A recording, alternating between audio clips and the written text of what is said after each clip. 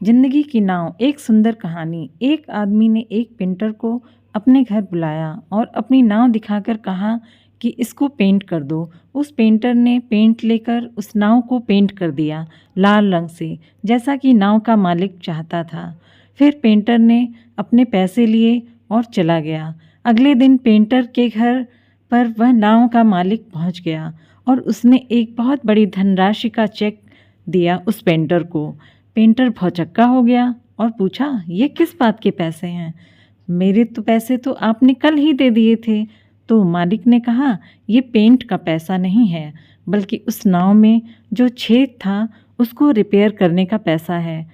Painter ने कहा, अरे साहब, वो तो एक छोटा सा छेद था, सो मैंने बंद कर दिया था। उस छोटे से छेद के लिए इतना पैसा मुझे ठीक नहीं लग रहा। तो मालिक ने कहा, दोस्त, तुम समझे नहीं मेरी बात। अच्छा, मैं विस्तार से बताता हूँ। जब मैं तुम्हें पेंट के लिए कहा और तुम जल्दीबाजी में तुम्हें ये बताना भूल गया कि नाव में एक छेद है, उसको रिपेयर कर देना, और जब पेंट सूख गया तो मेरे दोनों बच्चे उस नाव को लेकर समुद्र में नौकायन के लिए निकल गए। मैं उस वक्त पर घर पर नहीं था, लेकिन जब लौट कर आया अपनी पत्नी से ये सुना कि बच्चे नाव लेकर नौकायन पर निकल गए हैं, तो मैं बदहवास सा हो गया, क्योंकि मुझे याद आया कि नाव में तो छेद है।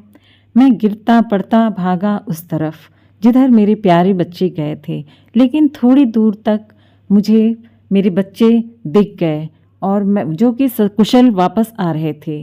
अब मेरी खुशी का ठिकाना ना रहा और तुम समझ सकते हो कि फिर मैंने वो छेद चेक किया तो पता चला कि मुझे बिना बताए तुम उसको रिपेयर कर चुके हो। मेरे दोस्त, उस महान कार्य के लिए तो ये पैसे भी बहुत थोड़े हैं। मेरी औकात नहीं कि उस कार्य के बदले तुम्हें ठीक ठाक पैसे दे पाऊँ। जीवन में भलाई का कार्य जब मौका लगे हमेशा कर देना चाहिए, भले ही वह बहुत छोटा सा ही कार्य क्यों ना हो। कभी कभी बहुत छोटा सा कार्य भी किसी के लिए बहुत अमूल्य हो सकता है। सभी मित्रों को जिन्होंने हमारी ज़िंदगी की नाव कभी रिपेयर की है, उन सभी को हमारा बहुत बहुत धन्यवाद।